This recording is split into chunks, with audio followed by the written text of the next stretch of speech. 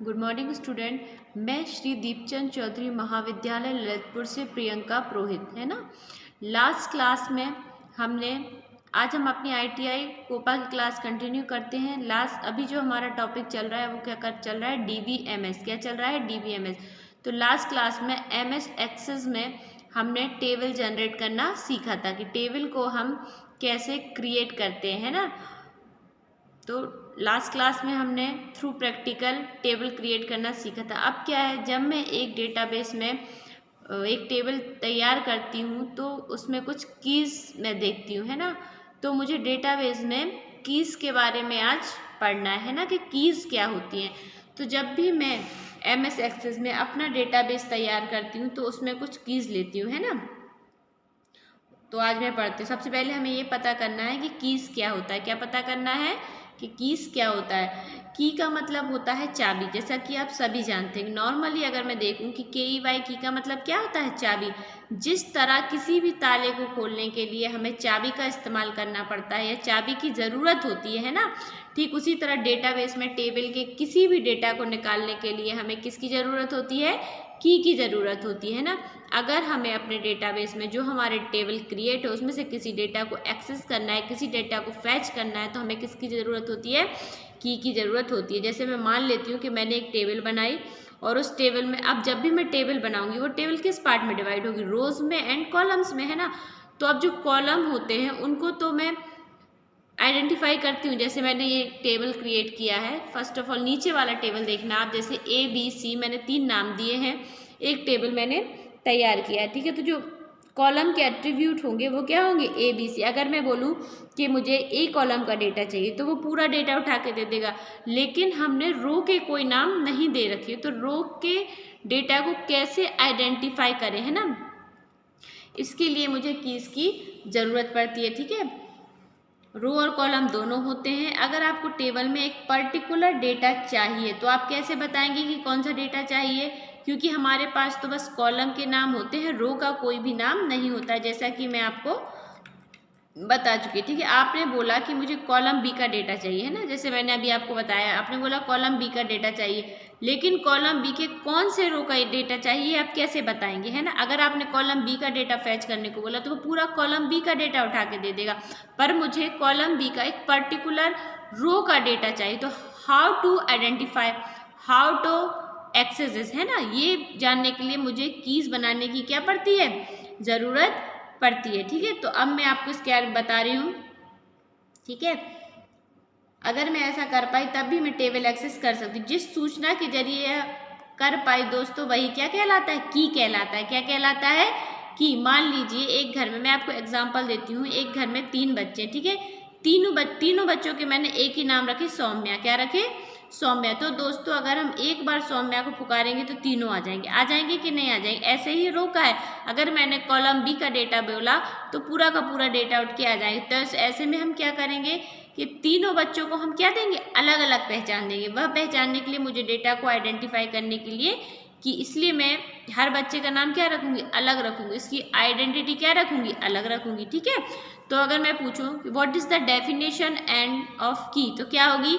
की हम उन एट्रीब्यूट्स को बोलते हैं जिनकी वैल्यू जब आप बताएंगे तो उसी वैल्यू का इस्तेमाल करके हम किसी रो को ढूंढ सकेंगे। जैसे मैंने एक टेबल बनाई है, उसमें मैंने 3 कॉलम लिए हैं ABC और मैंने 4 रो ली हैं, ठीक है। अब मैंने क्या किया है, जो कॉलम A है उसकी चारों की वैल्यू क्या रखी है? मैंने अलग अलग रखी है, जबकि कॉलम B और C की वैल्यू मैंने कई जगह पे क्या कर दी है? सेम कर दी है ना। तो जो कॉलम A है उसकी आइडेंटिटी क्या है? अपने आप में यूनिक है। अगर मैं आपसे बोलूं कि कॉलम A की फर्स्ट रो का, है ना, आप मुझे डेटा उठा के दो, तो फर्स्ट, क्योंकि पूरे कॉलम A में फर्स्ट रो क्या है? एक ही है, तो ये इसकी क्या है? यूनिक आइडेंटिटी है ना। तो यही क्या है? की है, ठीक है। जैसे मैंने बोला A की वैल्यू जानकर B और C की वैल्यू बता सकते। मैंने बोला, अगर किसी ने बोला कि मुझे चाहिए A की वैल्यू 2 है, मैंने बोला A की वैल्यू 2 है, तो हम आसानी से बता पाएंगे कि A की जिसमें वैल्यू 2 है उसमें B और C का डेटा क्या है? स्मॉल b एंड q, है ना।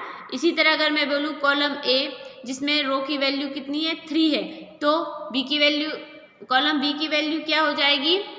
B एंड उसकी वैल्यू क्या हो जाएगी Q, है ना। तो इसी तरह मुझे ईच रो को एक आइडेंटिटी देनी पड़ेगी, है ना, और एक यूनिक आईडी मुझे रखनी पड़ेगी। इस बेस में कीज को कुछ पार्ट में डिवाइड किया गया है, जैसे कि मुझे इस वीडियो में आज मुझे 3 कीज पढ़नी है, प्राइमरी की, कैंडिडेट की एंड सुपर की, है ना, प्राइमरी की, कैंडिडेट की एंड सुपर की। अब अगर मैं किसकी बात करूं, प्राइमरी, सबसे पहले मैं बात करती हूँ सुपर की। किसकी बात करती हूँ, सुपर की। तो सबसे पहले अगर मैं सुपर की को परिभाषित करूँ तो क्या होता है, सुपर की एक या एक से अधिक की का समूह होता है जो कि हमें टेबल में से रो को पहचानने के लिए क्या करती है, मतलब सुपर की में सिर्फ एक अकेली कोई की नहीं होगी, उसके साथ एक और की का कॉम्बिनेशन होगा जिससे हमें वो डेटा रो में से, टेबल में से डेटा को निकालने में क्या करती है, मदद करती है। जैसे मैंने एक ये टेबल लिया है, एक बैंक का टेबल है जिसमें मैंने क्या लिया है, अकाउंट नंबर, जिसका अकाउंट नंबर है उसका नाम, age, branch name and balance, okay, कि इस पर्सन के अकाउंट में कितना बैलेंस है ना।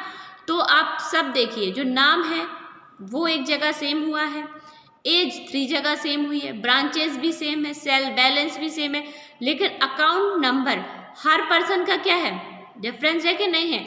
तो अगर मैं बोलूं कि मुझे सेकंड रो अकाउंट नंबर को मैं क्या कर दूं, यूनिक आइडेंटिफिकेशन दे दूं, क्या दे दूं, यूनिक आइडेंटिफिकेशन दे दूं, और मैं आपसे बोलूं कि मुझे अकाउंट, तो जो अकाउंट नंबर के साथ में नाम को मैं कर दूं, क्या कर दूं, अकाउंट नंबर प्लस नेम। मैं बोलूं कि जिसका अकाउंट नंबर 12312 है और जिसका नाम राहुल है, आप मुझे उसका डेटा फैच करके दीजिए। तो जब 2 की का कॉम्बिनेशन से हम डेटा को फैच करते हैं तो ये दोनों की का कॉम्बिनेशन क्या होता है, सुपर की होता है। क्या होता है, सुपर की होता है, ठीक है, क्लियर है। नेक्स्ट है प्राइमरी की।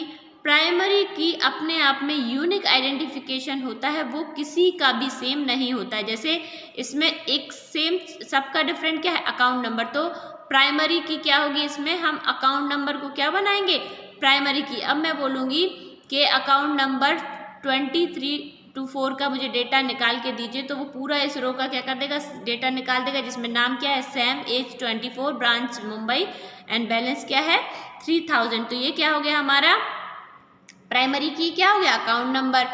और सुपर की क्या होता है, दो एक जो मतलब प्राइमरी की है और एक अदर की का क्या होता है, कॉम्बिनेशन होता है। क्या होता है, कॉम्बिनेशन होता है, ठीक है। अब मैं आपसे बोलूँ कैंडिडेट की, तो कैंडिडेट की क्या होता है, कैंडिडेट की एट्रीब्यूट का वह सेट होता है, मतलब एट्रीब्यूट क्या होता है, जो हमने कॉलम के नाम दिए हैं। तो जो कैंडिडेट की होती है वो एट्रीब्यूट का एक सेट होता है जो टेबल के रिकॉर्ड को अद्वितीय रखने के लिए इस्तेमाल किया जाता है। वही एट्रीब्यूट के सेट को कैंडिडेट की कहते हैं। जैसे मैंने ये टेबल ली है, ठीक है, इसमें डिफरेंट क्या है, वैसे तो इसमें अकाउंट नंबर है, लेकिन अगर मैं एक और टेबल लेती हूँ जिसमें मैं स्टूडेंट का रोल नंबर लेती हूँ, स्टूडेंट का फ़ोन नंबर लेती हूँ और स्टूडेंट का ईमेल लेती हूँ, तो हर स्टूडेंट का फ़ोन नंबर अलग होगा, ईमेल आईडी अलग होगा, है ना।